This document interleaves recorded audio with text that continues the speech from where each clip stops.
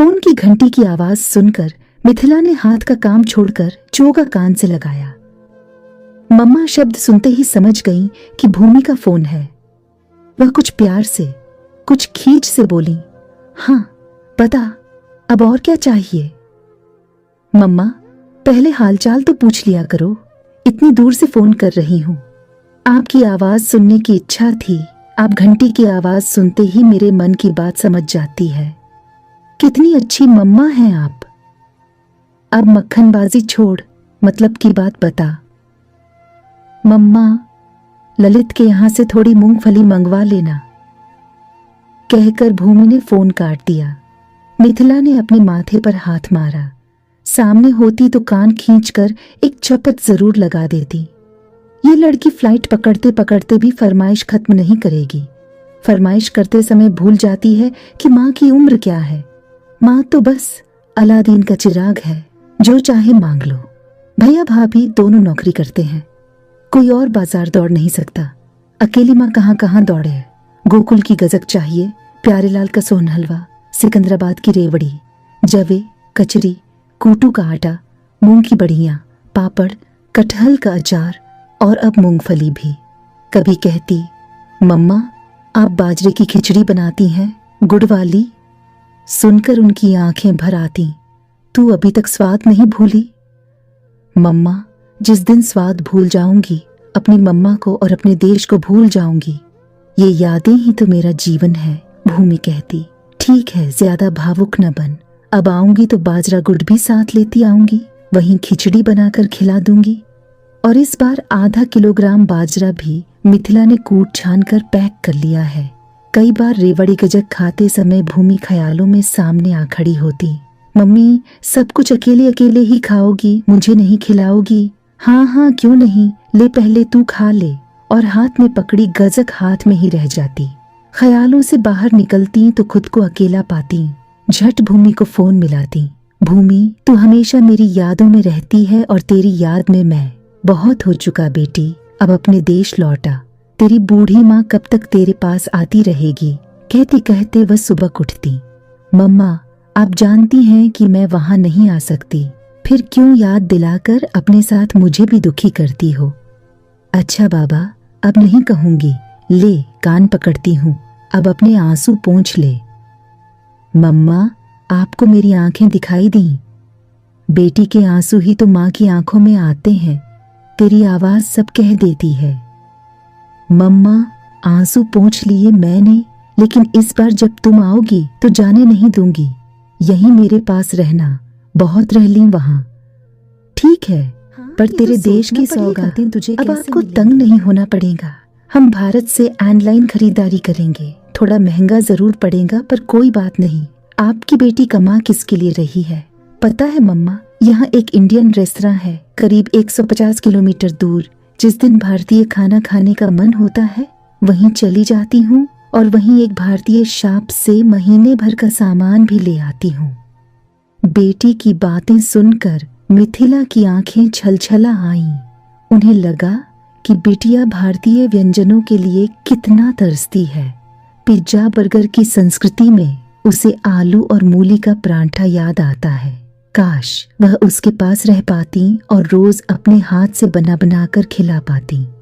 5 साल हो गए यहाँ से गए हुए, लौट कर नहीं आई। वही 2 बार हो आई हैं और अब फिर जा रही हैं। भूमि के विदेश जाने में वह कहीं न कहीं स्वयं को अपराधी मानती है।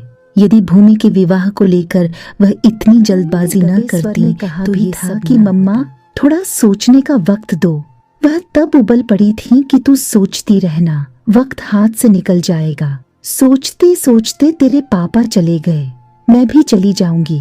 अब नौकरी करते भी 2 साल निकल गए। रिश्ता खुद चलकर आया है। लड़का स्वयं सॉफ्टवेयर इंजीनियर है।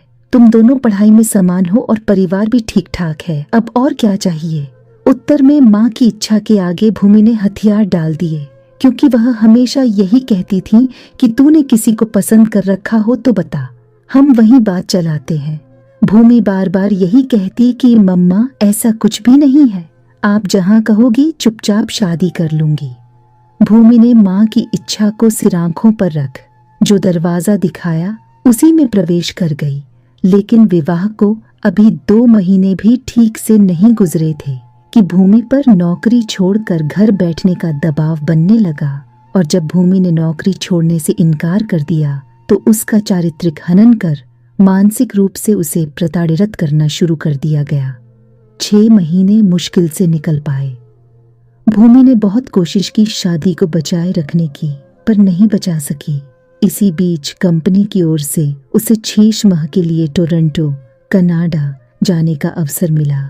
वह टोरंटो क्या गई, बस वहीं की होकर रह गई और उसने तलाक के पेपर हस्ताक्षर करके भेज दिए। मम्मा, अब कोई प्रयास मत करना, भूमि ने कहा था। इस मृत रिश्ते को व्यर्थ ढोने से उतार कर एक तरफ रख देना ज्यादा ठीक लगा। बहुत जघनसाई होली। मैं यहाँ आराम से हूँ। सारा दिन काम में व्यस्त रहकर रात को बिस्तर पर पड़कर होश ही नहीं रहता। मैंने सब कुछ एक दुस्वप्न की तरह भुला दिया है। आप भी भूल जाओ।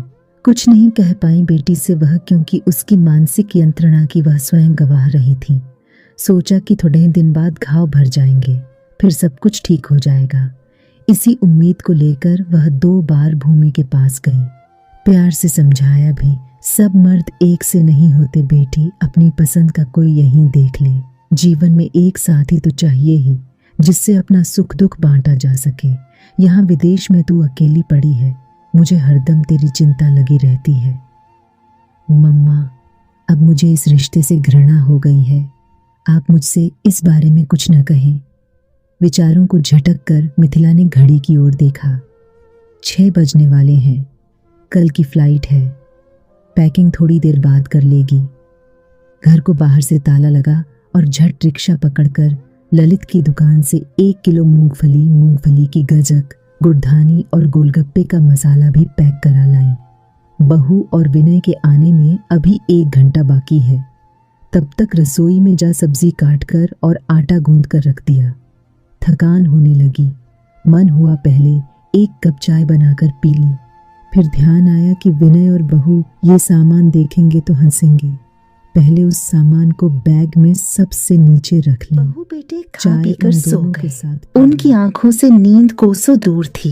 वह बेटी के लिए ले जाने वाले सामान को रखने लगी। ज्यादातर सामान उन्होंने किलो, आधा किलो के पारदर्शी प्लास्टिक बैगों में पैक कराए हैं, ताकि कस्टम में परेशानी न हो और वह आराम से सामान चेक करा सकें। भूमि के लिए कुछ ड्रेस और आर्टिफिशियल ज्वेलरी भी खरीदी थी। उसे बड़ा शौक है। सारा सामान 2 बैगों में आया, अपना सूटकेस अलग। मन में संकोच हुआ कि विनय और बहू क्या कहेंगे। इतना सारा सामान कैसे जाएगा? जब से आतंकवादियों ने धमकी दी है, चेकिंग भी सख्त हो गई है। भूमि ने तो कह दिया है कि मम्मा चिंता न करना, अतिरिक्त भार का पेमेंट कर देना। और यदि खोल कर देखा तो उनकी सोच को अचानक ब्रेक लगा जब विनय ने पूछा, मम्मा आपकी पैकिंग पूरी है, कुछ छूटा तो नहीं? वीजा, टिकट और फॉरेन करेंसी सहेज कर रख ली? संकोचवश नीची निगाह किए उन्होंने हाँ में गर्दन हिलाई। अगले दिन गाड़ी में सामान रख सब शाम 5 बजे ही एयरपोर्ट की ओर चल पड़े। रात 8 बजे की फ्लाइट है। 1.5 घंटा एयरपोर्ट पहुंचने में ही लग जाएगा। फिर काफी समय सामान की चेकिंग और औपचारिकताएं पूरी करने में निकल जाता है। मिथिला रास्ते भर दुआ करती रही कि उनके सामान की गहन तलाशी न हो, लेकिन सोचने के अनुसार सब कुछ कहाँ होता है। वही हुआ जिसका मिथिला को डर था। बैग खोले गए और रेवड़ी, गजक अवदलिये के पैकेट देखकर कस्टम अधिकारी ने पूछा, मैडम ये सब क्या है? अचानक मिथिला के मुंह से निकला, ये जो आप देख रहे हैं इस देश का प्यार है, यादें हैं, सौगातें हैं। कोई इनके बिना विदेश में कैसे जी सकता है? मेरी बेटी 5 साल में भी इनका स्वाद नहीं भूली है। यदि मेरे सामान का वजन ज्यादा है तो आप कस्टम ड्यूटी ले सकते हैं। मिथिला का उत्तर सुनकर कस्टम अधिकारी ने आंखों से इशारा किया और वह अपने बैगों को लेकर बाहर निकलने लगी। तभी मन में विचार कौन था कि कस्टम अधिकारी भी मेरी बेटी की तरह अपने देश को प्यार करता है, तभी मुझे यूं जाने दिया। हालांकि न तो भार अधिक था और न उनके पास ऐसा कोई आपत्तिजनक सामान था जिस पर कस्टम अधिकारी को ऐतराज होता। उन्होंने स्वयं सारा सामान माप के अनुसार पैक किया था। बैग खोलकर एक रेवड़ी का पैकेट निकाला और दरवाजे से ही अंदर मुड़ी। बोली, सर, एक माँ का प्यार आपके लिए भी, इनकार मत करिएगा। कहते हुए पैकेट कस्टम अधिकारी की ओर बढ़ाया।